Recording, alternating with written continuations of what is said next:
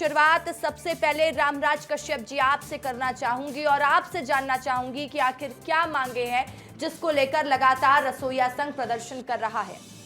जी, हम लोगों ने 3 सूत्री मांग को लेकर आज 34 दिन तक हम लोगों ने वहाँ रायपुर तूता मैदान में हम लोग बैठे हैं, लेकिन 34 दिन होने के बावजूद भी सरकार ने हमारी मांग पर किसी भी प्रकार का सकारात्मक निर्णय नहीं लिया।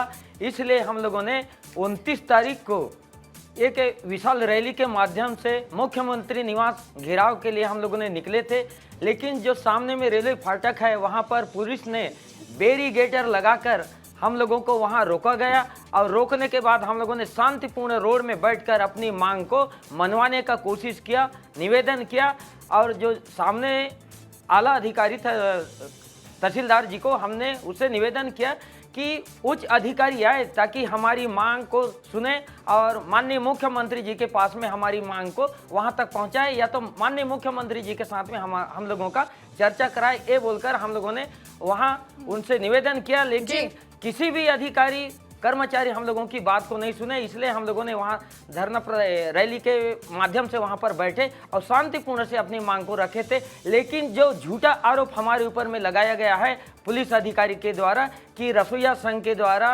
तोड़फोड़ किया गया, पुलिस के साथ में झूमाझटकी किया गया और बलवा वाला केस, ये सरासर गलत है, झूठ है, क्योंकि सबूत है, उस पास में सीसी कैमरा है, मीडिया भी था और हर व्यक्ति हमारे रसोइया साथी ने मोबाइल के माध्यम से वहाँ फोटो ले रहे थे। तो ऐसे किसी भी तरह से वहाँ झूमाझटकी नहीं हुआ, ना तोड़फोड़ नहीं हुआ, ना बलवा केस नहीं हुआ। ये रसोइया को आप कहना चाहते हैं कि आरोप झूठा है?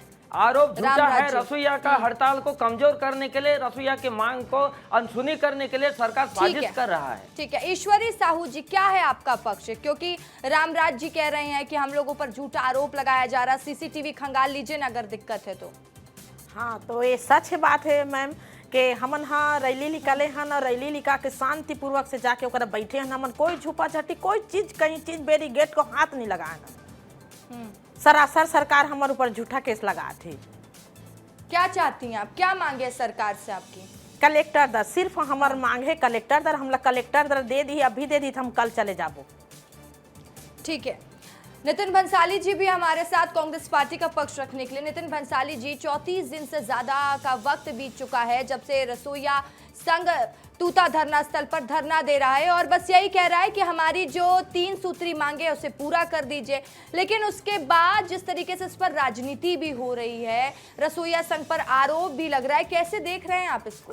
29 दिसंबर से रसोइया संघ के जो हमारे भाई और बहन हैं, ये लगातार अनिश्चितकालीन हड़ताल पर बैठे हैं और लगातार एक सैद्धांतिक रूप से जो एक अधिकार होता है हमारे लोकतंत्र में, प्रजातंत्र में, अपनी बात को रखने का, धरना देने का, आंदोलन करने का, मैंने देखा है बहुत शालीनता से ये लगातार आंदोलन कर रहे हैं। खुले आसमान के नीचे दूध मुँहे बच्चों को लेकर जब हमारी बहनें वहाँ पर आंदोलन में बैठी हैं ठंड में, तो ये सोचना चाहिए सरकार को कि ये किस घमंड में बैठे हैं और क्या करना चाहते हैं। मोदी की गारंटी थी, मोदी की गारंटी के तहत संविदा कर्मचारियों को, अनियमित कर्मचारियों को, इनको भी आश्वासन दिया था आपको नियमित करेंगे। 66 रुपये रोज का मिलता है रसिका जी, 66 रुपये में क्या होता है?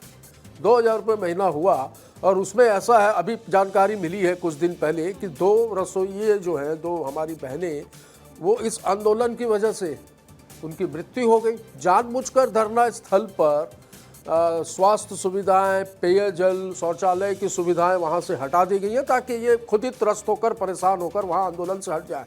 पर सैल्यूट है आपको, आप डटे हुए हैं, डटे रहिएगा।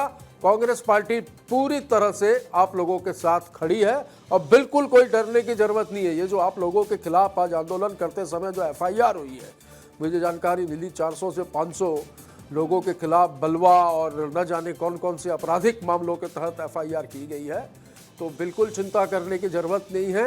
ये कोंदा मुख्यमंत्री है प्रदेश के, जिनको सुनाई नहीं देता है और बोल भी नहीं पाते। पत्रकार गंगेश द्विवेदी जी भी हमारे साथ है। गंगेश द्विवेदी जी, आप इस पूरे मामले को कैसे देख रहे हैं? रसिका जी, मुझे तो एक बात ये समझ में नहीं आ रही है, इस सरकार के पास 70 लाख रुपए, 70 लाख लोगों को, 70 लाख महिलाओं को महतारी वंदन के तहत मुफ्त में 1000 रुपये महीने और 12,000 रुपये साल का बांटने का पैसा है। और 88,000 मेहनत कश लोगों को 1,000 रुपये बढ़ा के देने में तकलीफ हो रही है। मुझे तो इस सरकार की रणनीति ही समझ नहीं आ रही और नीति समझ नहीं आ रही है। एक तरफ ये बात करती कि हम आम लोगों से जुड़े हैं, अंतिम व्यक्ति तक हम अपने चीज़ों को पहुंचाने की बात करते हैं, लेकिन ये ऐसी कौन सी पॉलिसी लेकर चला रहे हैं कि एक महीने से ये लोग आंदोलनरत हैं, लगातार अपने मुद्दे उठा रहे हैं और अपनी जेन्युइन मांग कर रहे हैं। कलेक्टर दर से अगर आप उनको नहीं देंगे, अभी इनको जो मिल रहा है 2,000 रुपये मिल रहा है, 2,000 रुपये बताइए किसका घर चल सकता है? किसी का घर नहीं चल सकता। मुझे लगता है कम से कम 5,000 रुपये इनको महीने का मिलना शुरू हो तो अब इनके घर की स्थिति सुधरे। दूसरी बात, इस सरकार ने वादा किया था, अपने घोषणा पत्र में इन्होंने लिखा था कि आप जब आएंगे सरकार में तो इनको नियमितीकरण करेंगे। इनका कहा है वो मांग वो आज तक पूरी नहीं हुई। मोदी की गारंटी दी थी, मोदी की गारंटी में आप वोट बैंक बनाने के लिए 70 लाख लोगों को मुफ्त में बांटिए, और मेरा दावा है कि ये 70 लाख जो महिलाओं को वो बांट रहे हैं उसमें भी अभी जांच की जाए निष्पक्ष रूप से, तो कम से कम 2-4 लाख लोग फर्जी निकलेंगे अभी इसमें। उनको काटिए और इनको दीजिए पैसा। कौन रोका है आपको? बोलते हैं पैसे की कमी आएगी, इस तरह की बात होती है। सरकार की तरफ से जो पक्ष आता है उसमें इस तरह से बोलो होती है कि इनके लिए अभी हम 50% कर। क्यों 50% कर रहे हैं? इतने ज़्यादा इनके पास है ही नहीं। इतने कम पैसे में ये लोग अपना गुजारा कैसे कर रहे हैं ये सोचने का विषय है। तो मुझे तो लगता है कि सरकार को तत्काल इसमें ध्यान देना चाहिए, और ये सब जो हो रहा है सरकार की नाकामी की वजह से हो रहा है। सीधे सीधे ये जो भी अधिकारी इसमें जुड़ा हुआ है उससे सवाल करे, मंत्री को इस पर इन्वॉल्व होना चाहिए, मुख्यमंत्री को देखना चाहिए, क्योंकि पूरे प्रदेश का मामला है।